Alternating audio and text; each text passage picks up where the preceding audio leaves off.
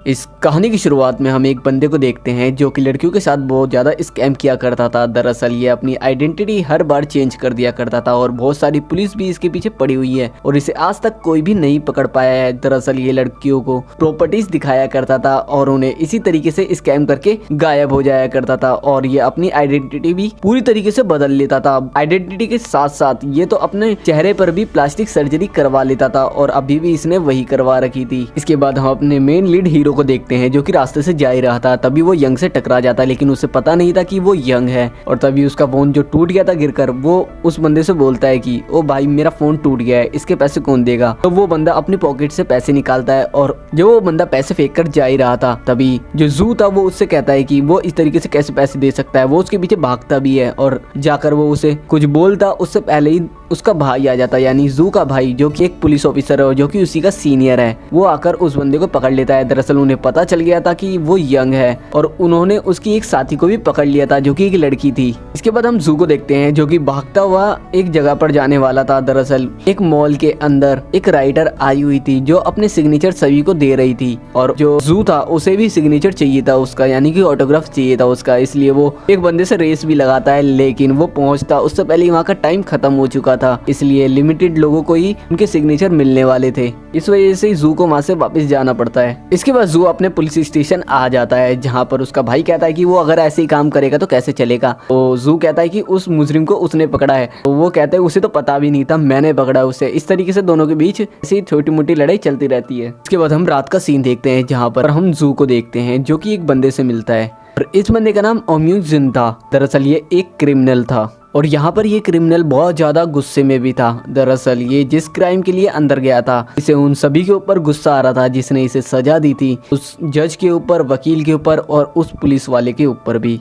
तो वो कहता है कि वो सबको मार देगा और इसके हाथ में एक गन भी होती है जो कि ये जू के ऊपर शूट भी कर देता है। उसके पैर पर गोली लग जाती है और वो उससे कहता है कि उसने उसके लिए उसके घर पर एक गिफ्ट छोड़ा है तो जाकर वो देख ले। और जब जू घर पर जाकर देखता है तो जो उसका भाई था उसने, जो वो विलेन था यानी कि ओम्यूजिन, उसने उसके भाई को मार दिया था। ये देखकर जू था उसको बहुत ज्यादा बुरा लगता है और वो अपने भाई को ऐसे देखकर बहुत ज्यादा रोने लग जाता है वहाँ पर। वहीं दूसरी तरफ अपनी मेन लीड राइटर, जिसका जो जू था ऑटोग्राफ लेने के लिए आया हुआ था, वही ये मेन लीड है और इसका नाम है शिन। दरअसल इसके पैर में कुछ प्रॉब्लम है जिसकी वजह से ये सही से चल नहीं पाती, तो एक डॉक्टर इसे चलना सिखा रही होती है।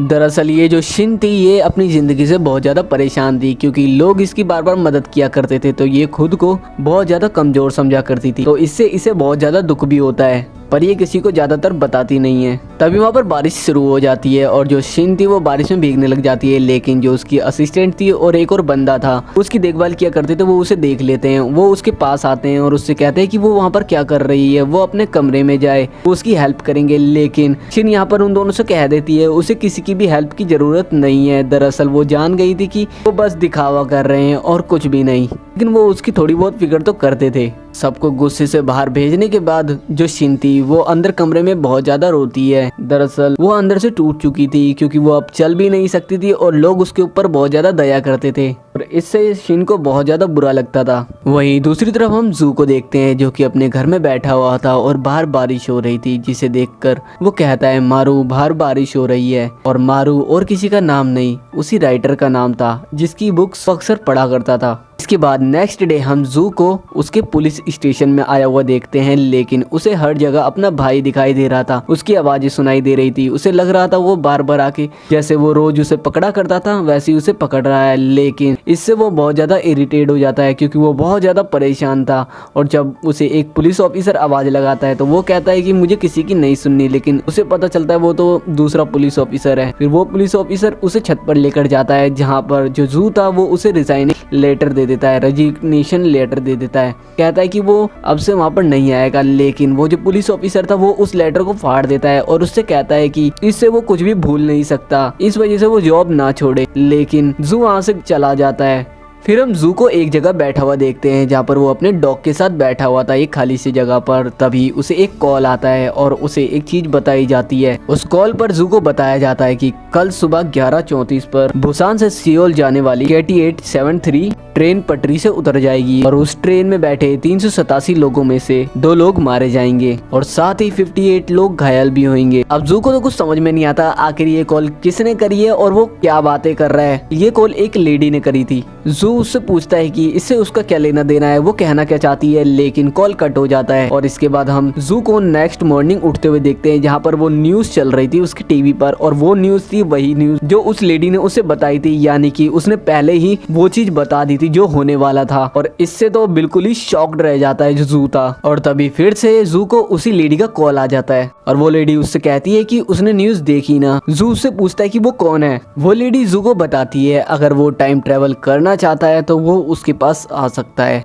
इसके बाद वो लेडी जू को एक एड्रेस सेंड भी कर देती है जहाँ पर वो उसे बुलाती है सैटरडे के दिन। अब जू को कुछ समझ तो नहीं आता लेकिन वो एक बार वहाँ पर जाना जरूर चाहता था। इसके बाद हम सैटरडे का सीन देखते हैं। जिस एड्रेस पर उस लेडी ने बुलाया था उस एड्रेस पर बहुत सारे लोग पहुँच जाते हैं, जिसके अंदर शिन भी थी और वहाँ पर और भी बहुत से लोग थे। और यहाँ पर जो नामसून है, जो अभी सीरीज चल रही है, वो वाली लड़की भी यहाँ पर होती है। इसके बाद वो लेडी उन लोगों के पास आती है और उनसे कहती है कि वो टाइम ट्रेवल कर सकते हैं, लेकिन पहले तो किसी को भी विश्वास नहीं होता। तभी वो वहाँ पर एक लॉटरी टिकट की वीडियो चलाती है जिसके अंदर वो प्रेडिक्शन करती है कि अब क्या नंबर आने वाला है। और वो सारे के सारे सही देखकर सारे के सारे बंदे जो वहाँ पर आए हुए थे वो शॉक्ड रह जाते हैं कि ये कैसे हो गया। और इससे वो बहुत ज्यादा खुश भी हो जाते हैं कि वो टाइम ट्रेवल कर सकेंगे। लेकिन वो लेडी बताती है वो सिर्फ 1 साल पीछे ही जा सकते हैं। इसके बाद वो लेडी उन सभी को सोचने का मौका देती है और जिस लेडी ने ये सब कुछ बताया था उसका नाम है ली शिन।